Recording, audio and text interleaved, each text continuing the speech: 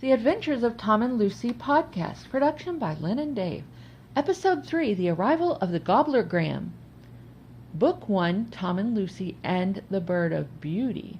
Chapter 1, The Arrival of the Gobblergram. Scene setting.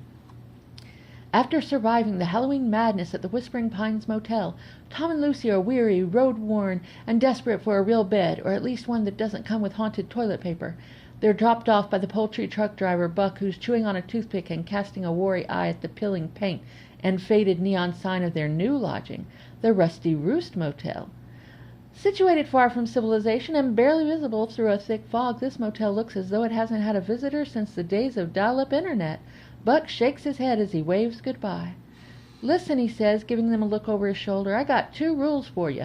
1, don't wander outside after dark, and 2, whatever you do, don't flush the toilet in room 13. With that cryptic advice, he drives off in a cloud of turkey feathers and exhaust fumes, leaving Tom and Lucy in the deafening quiet of the countryside.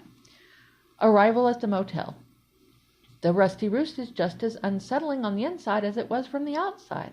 The faded wallpaper features inexplicably angry-looking turkeys glaring down at them, and the check-in desk is manned by a sullen teenager flipping through a comic book with zero interest in customer service. They collect the dusty key to their room and trudge down a narrow, dimly lit corridor. Their room, mercifully, is not room 13, though Tom does glance nervously at the battered door labeled with the ominous number as they pass. After setting down their bags, they take a moment to appreciate the finer details of their surroundings. Shag carpet in a peculiar shade of brownish orange, a quilt that looks like it might be held together by hope alone, and a bathroom sink that sputters ominously before releasing a trickle of rusty water. Tom makes a mental note to avoid using any plumbing, just in case. The Gobblergram arrival. They barely have time to settle in before hearing an odd rustling noise outside their door. Tom, on high alert from their recent motel experiences, grabs a lamp to wield as a weapon and nudges Lucy behind him. With trepidation, he cracks open the door and is greeted by the most surreal sight imaginable. Outside on the cracked asphalt parking lot is a literal army of turkeys. Hundreds of them, maybe more, all shuffling about in a kind of feathery mob. They are various shapes and sizes, some fluffing their feathers, others pecking aimlessly at the ground, but what's even stranger is that one turkey stands apart from the rest, wearing a ridiculously small, wrinkled postal hat perched atop its head. The hat-wearing turkey struts forward, tilting its head and giving Tom a serious, almost judgmental look. With a squawk that sounds remarkably like a turkey clearing its throat, it extends a leg, and Tom sees that it's wearing, of all things, a tiny messenger bag slung over one wing. The turkey carefully extracts an envelope, drops it off at Tom's feet, and then steps back, waiting expectantly. Lucy stifles a laugh as Tom gingerly picks up the envelope, eyeing the turkey skeptically.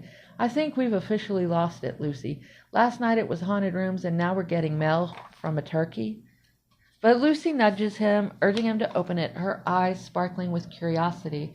The envelope itself is old-fashioned and embossed with a turkey feather seal, the words, "Official Thanksgiving Invitation," scrawled in elegant curly letters. The invitation. Tom tears it open, pulling out a thick parchment-like card decorated with illustrations of cornucopias, roasted turkeys, and, oddly enough, what appears to be a pumpkin wielding a sword.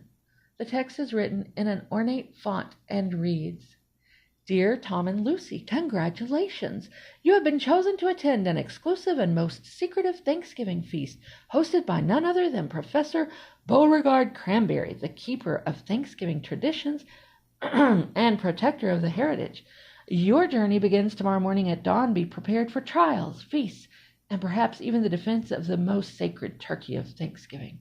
P.S. Please dress warmly and bring pie." Tom looks up from the card, glancing at Lucy, who is barely containing her excitement. "You don't really think we're going to go, do you?" Just as he says this, the postal turkey lets out a shrill gobble, snapping him out of his reluctance.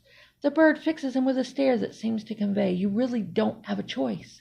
Lucy, sensing an adventure and eager to escape the eerie confines of the Rusty Roost Motel, grins.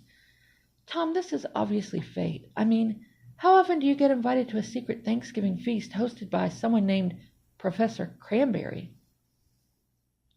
Tom sighs, muttering under his breath, "I'll bet Cranberry's Thanksgiving involves some sort of pumpkin apocalypse. But Lucy's already packing up their meager belongings, practically bouncing with excitement. "We're going to need to get pie, Tom, and we should probably pick up some coats and hats. You heard the turkey. Dress warmly." Setting off. At dawn, they exit the motel where the turkeys are still waiting, assembled in neat lines like a bizarre parade. The postal turkey, evidently in charge, nods in satisfaction before leading them down a winding dirt road into the woods. As they walk, the turkeys form a protective phalanx around them, occasionally letting out short gobbles that sound suspiciously like Morse code. Tom and Lucy trudge along, trying to make sense of their peculiar situation, and the surrealness of their turkey escort is only interrupted by the occasional wobbling of a turkey falling behind or squabbling over a rogue acorn. After several hours, just when Tom is about to collapse from turkey-induced fatigue, they reach a clearing in the woods, and there at the edge of a small river stands a rickety wooden cabin. A sign on the door reads, "Professor Beauregard Cranberry's Thanksgiving Academy of Enchantment and Turkey Studies." Meeting Professor Cranberry.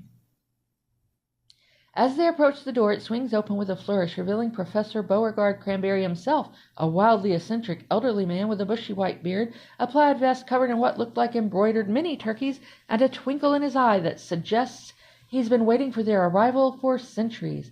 "Ah, Tom and Lucy," he exclaims, clapping his hands together. "Welcome, welcome. You must be terribly tired from your journey, but don't worry, we'll fatten you up in no time." He ushers them into the cabin, which is decorated with all manner of Thanksgiving paraphernalia, garlands of leaves, a stuffed turkey wearing a monocle, and stacks of pies in every imaginable flavor. Cranberry explains that he is a Thanksgiving heritage keeper, tasked with preserving the spirit of gratitude, feasting, and familial chaos. And this year he has chosen Tom and Lucy to assist him in defending the mythical bird of bounty. Tom, eyeing the turkeys roosting on every available surface, can only think of one thing. "Please tell me this doesn't involve another toilet explosion." Cranberry winks, handing him a slice of pie. "Only if you're unlucky, my dear boy. Now let's get you ready. There's much to do, and the gobbling glutton won't wait forever." And so begins their Thanksgiving adventure, a quest with enchanted pies, a talking turkey guide, and the looming threat of the mysterious gobbling glutton who threatens to consume Thanksgiving and ruin the holiday for all. As they dig into their pie and brace for the ridiculous tasks ahead, Tom and Lucy exchange a look that says it all. This Thanksgiving, they're in for the ride of their lives.